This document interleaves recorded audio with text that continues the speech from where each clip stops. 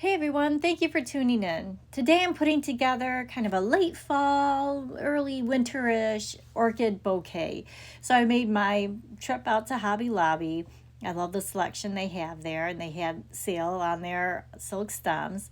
And I'm going to go ahead and start with prepping the flowers. So I select a little orchid bloom there, and I'm going to wire up the stem. And I, even though the stem is long enough to actually work with, I want that wire on there because it's going to give me a bend in the orchid, so I can turn it any which way that I want to make sure that it's full facing. That's my focal flower. I want it bold and all showing there.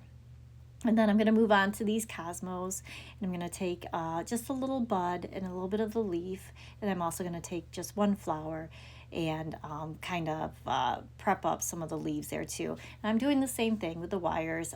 Basically, in this case, the stem is too short, but it also allows me to have that little bit of a bend in it. For the greenery, I just peel back some of the leaves so that I have just the exposed stem.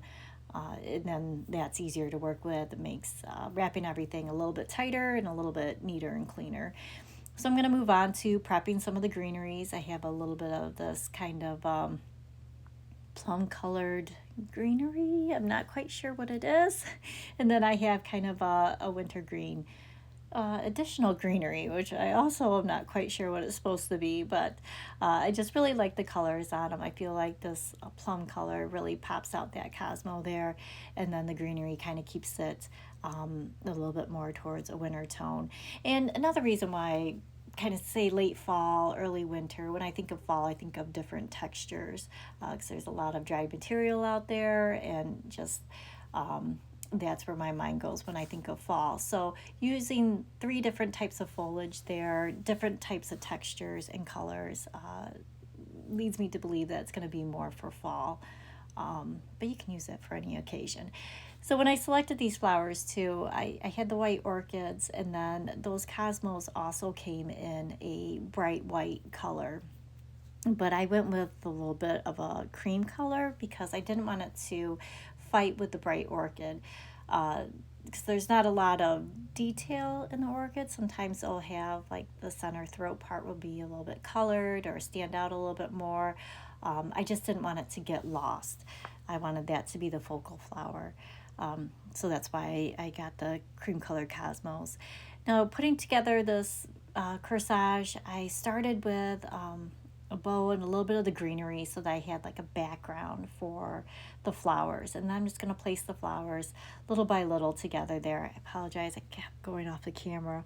I wasn't paying attention to what I was doing.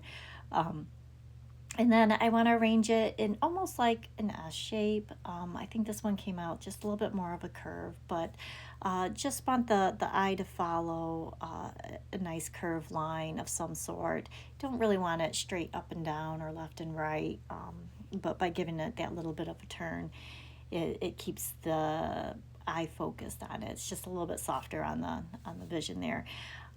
And then I have a burgundy colored ribbon that I'm going to kind of give a big hug to the corsage and squeeze it nice and tight. And then I'm going to cover it with my wax floral tape. And I did choose brown wax floral tape just because a lot of the stems are not really green. They were more of a brown color. So I thought just in case any of those are exposed, I would use the brown. Now this is the fun part. So I got this, I thought it was wax floral tape at Hobby Lobby, but it's a glitter floral tape, it says. So it's not quite as stretchy. As you'll see, I keep pulling it and breaking it, but it's sticky on one side. And so it just rolls right over itself, and it works a lot like the wax floral tape, just don't stretch it so much.